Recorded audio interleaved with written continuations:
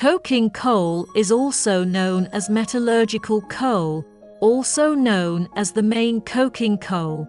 It is a kind of bituminous coal, with medium cohesiveness and strong cohesiveness of medium and low volatile.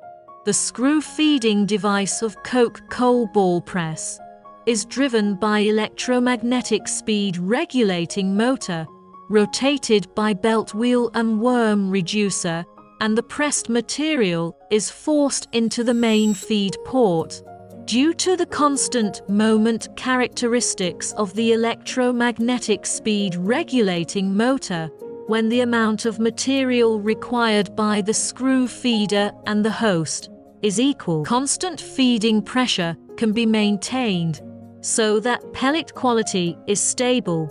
If the feeding amount is too large, the current of the feeding device is overloaded. If the feeding amount is too small, the ball will not be formed. Therefore, skilled operation skills are an important condition to ensure the normal operation of coking coal ball press.